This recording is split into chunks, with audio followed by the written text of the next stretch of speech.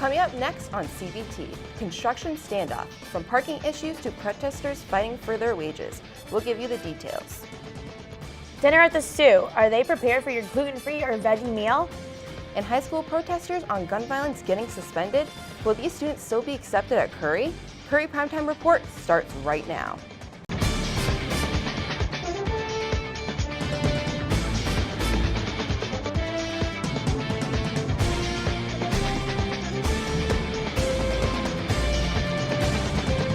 Hello and welcome to Curry Primetime Report. I'm Lindsey Mason. And I'm Stacy Sirkissoon. Let's get right to the stories making news on campus. Protesters remain at the front gate most mornings angry about alleged low wages in the new construction project on campus. Martha Cansonides joins us more in the studio. Martha? Stacy, members of a local union say that wages for workers building the Science Center are not being paid fairly. They say they are only earning $15 an hour where the average wage should be $40 an hour.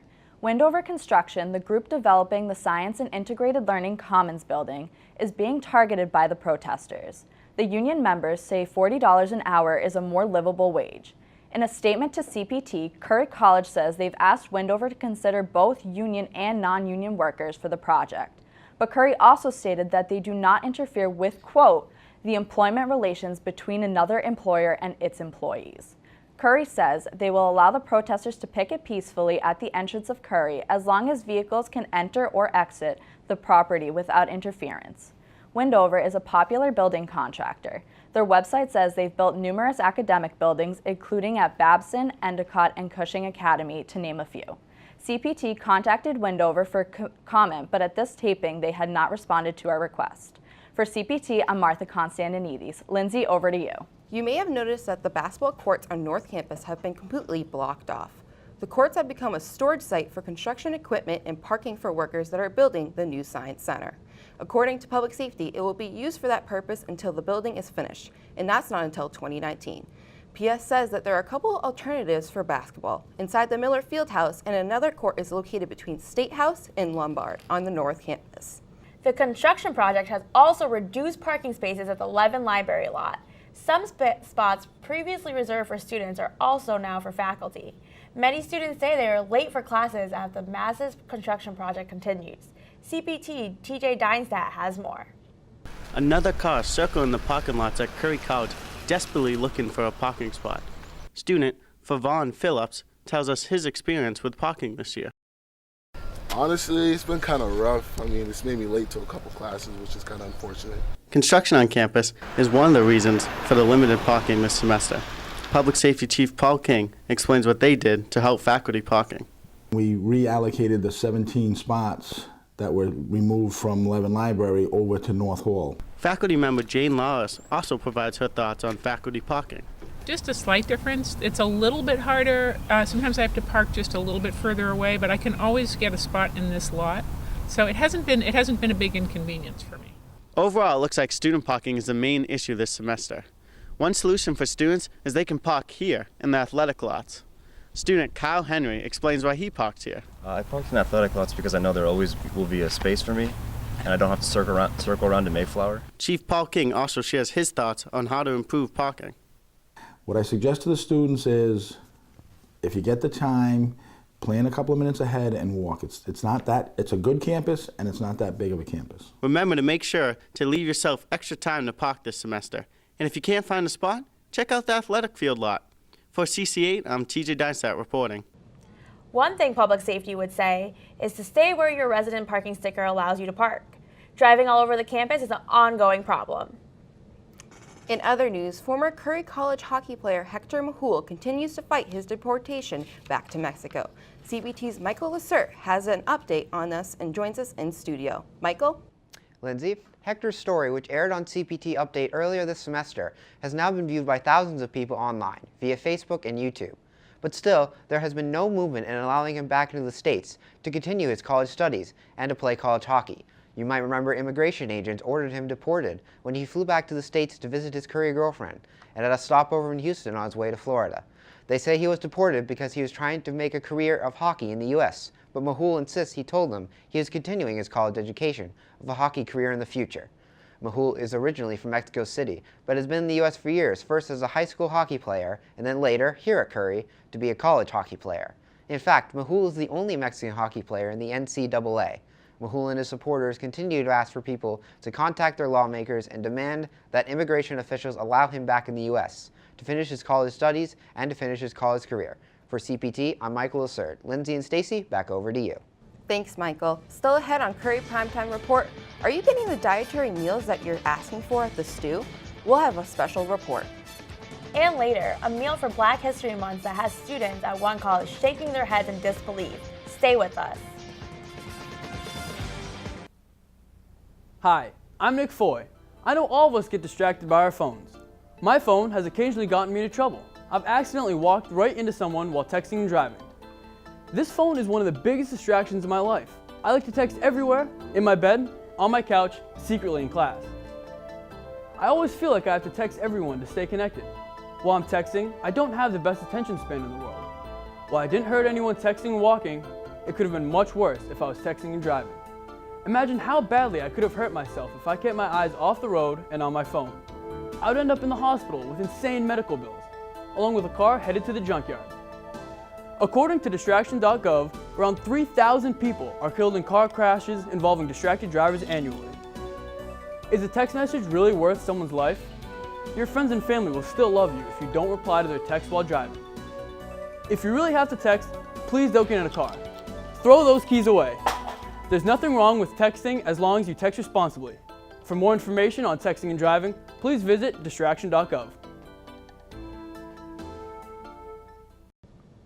Welcome back to CPT. When most of us go to the stew for lunch or dinner, we grab whatever is available. But for some students, that is just not an option because dietary restrictions or other medical issues. And they say that the stew needs to get better at providing alternative options. CPT Sanjay Toro reports. Does Curry College make it as easy to access dietary meals as it is to swipe your ID? They're not very accommodating, and it's extremely frustrating for not only for vegans, but for gluten-free people, anybody with any allergies. It's always rice, beans, vegetables. With options like pasta, pizza, and salads with several toppings, some students still find that Curry does not cater to the needs of every student. I actually opted out of the meal plan. I'm gluten-free, so they didn't really, their staff didn't really use the right techniques. They still don't. I needed a way of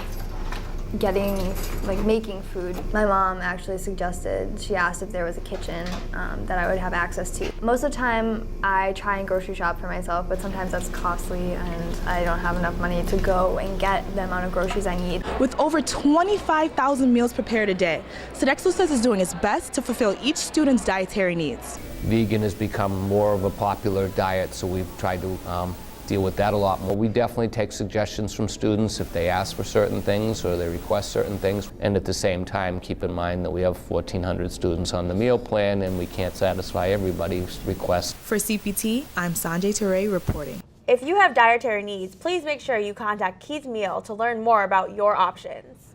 It's spring semester, Colonels. That means housing selection is right around the corner. Some dates to keep in mind as housing selection creeps up on us is to make your housing deposit of $300. And to sign into your Curry portal under the Student Life tab, you must sign the room and board agreement by Sunday, March 25th to be considered for housing. If you need special housing accommodations, all applications are due by March 1st. Or if you plan on being in a suite, make sure you get your application signed and submitted by April 3rd. Lottery numbers for the general students will be available March 29th. And actual housing selection for suites and singles will be April 11th. General housing selection is on April 12th. If you have any other questions, you may contact Residence Life to get more information. We hope to see you there. It's time for our college roundup, stories making news on other college campuses. CPT Alan Checo joins us with more. Alan? Thank you, Stacy. Here are some of the stories we are following around the country. The number of newly arriving international students declined an average 7% in fall 2017, with 45% of campuses reporting drops in new international enrollment, according to a survey of 500 campuses across the country. Foreign students say their biggest concerns are their safety or the fear that they may get deported under unfavorable Trump administration policies. The issue is particularly bad in the Midwest, but even here in the Boston area. colleges are noticing reduced numbers. Canada and Australia are emerging as new destinations for these foreign students. But one thing is clear, the loss of foreign students here in America is hard for colleges because these students typically pay full price for tuition. When it comes to food, you wouldn't think that college students can face hunger issues from lack of food, but that is the case at many elite colleges. A lot of local colleges that are ranked elite, such as MIT and Dartmouth, have been facing a hunger crisis with students who lack money for food. Despite their generous financial aid plans, these students continue to skip meals and go for long periods without eating. Most of them need to rely on at least 2 jobs in order to have the ability to get food consistently. Now colleges are looking at developing food pantries, meal plan, sharing programs, and care packages deliveries to help students get enough to eat. The Boston Globe reports that MIT took a survey of students and found that 10% were coming to school hungry, with meals costing too much money. MIT has since developed a swipe share program where unused guest meals can be put in a meal bank to help needy students. In other college news, New York University recently provided their students with a Black History Month meal, but that racially insensitive meal is still causing anger among many students on campus. The food consisted of Kool-Aid, collard greens, watermelon flavored water, and mac and cheese. The outward racial insensitivity of the meal was instantly noticed by Nia Harris, who took to social media with her grievances. The post blew up, and NYU fired the 2 workers that were responsible. Brown, Dartmouth, Yale, and BU, those are only a fraction of the colleges that are advocating for high school students to speak their minds about gun control. They are doing so by advocating that schools do not look at students' application differently if they have protested and been punished by their respective high schools. These schools have made it clear to protesters that their application will not be affected by protesting. And CPT has also learned that Curry College has joined this list. Admissions tweeted out to prospective students this week that Curry will not hold suspensions for protesters against them in the Curry application process. And that's a look at some of the stories making news on other campuses. For CPT, I'm Alan Checo. Lindsey, Stacy, back over to you. Thanks, Alan. Still ahead on Curry Primetime Report, Kelsey Davis joins us for a look at Curry sports. Don't go away.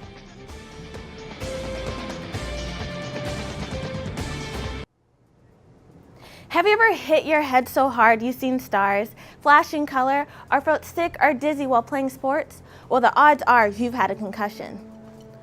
Over the countless years of sports concussions like those in football have been a major issue. There are over 4 million concussions reported in the U.S. each year that are related to sports. I am here to inform you how to keep yourself safe on the field. If you have ever played football, lacrosse, or soccer, you better make sure you have the right equipment. These helmets are out of date and barely have any padding around them, while these other helmets have new padding and adjustments for size. These helmets are used in every level, from NCAA to professional level. To get more information, please go to www.protectthebrain.org. And remember, your brain is everything. The Curry Theater season is kicking off to a strong start with their first student-directed production coming up in March. Curry Theater's Black Box play will be Telling Wild Tales, which is a series of short plays written by Oscar Wilde. Tickets will be available in the Student Center and AAPC for $10 for admission and $5 if you have your Curry ID. This show will be from March 24th to March 26th. It's now time for CPT Sports. Kelsey Davis joins us in studio with more. Kelsey? Thanks, Lindsay. Recently, 14-year-old Malachi Harris signed a letter of intent to join the Curry College men's basketball team. Through the help of Team Impact, he found a good fit here at Curry College. Team Impact is a national nonprofit that connects children facing serious and chronic illnesses with local college athletic teams, forming lifelong bonds and life-changing outcomes. We are happy to have Malachi Harris as an honorary colonel. Moving on to men's basketball statistics. They had a tough season on an overall record of 1-24. However, there are some players who carry the team, including Larif Kenku, who averaged 9.1 points per game with a field goal percentage of 46.3% and a three-point percentage of 50%. Barack Schwartz also had a great year with a free throw percentage of 67.7%. We also had Jared Thorpe Johnson, who averaged 13.7 points per game with a field throw percentage of 76.6. Women's basketball, on the other hand, went 12-14 overall. On February 20th, they lost to Endicott in Game 4 of the CCC quarterfinals. Emily Irwin led the team, averaging 18.2 points per game. Following her was Molly Plunkett, averaging 10.2 points per game, and she also had a 70.9 free throw percentage. Last, we have Nicole Rice, who averaged 8 points per game, an overall great season from the women's basketball team. Men's ice hockey also had a great season with a 17-8-1 overall record. Zach White led the Colonels with 17 goals this season. Michael Snow also led the Colonels with assists, 24 on the season. And we can't forget about Frank Cundiff, who had 358 saves in net. We are looking forward to spring sports as they begin their seasons in early March. Lindsey, Stacy, back to you. Thanks, Kelsey. And that does it for this edition of CPT. We hope you have a great spring break. We'll see you next time.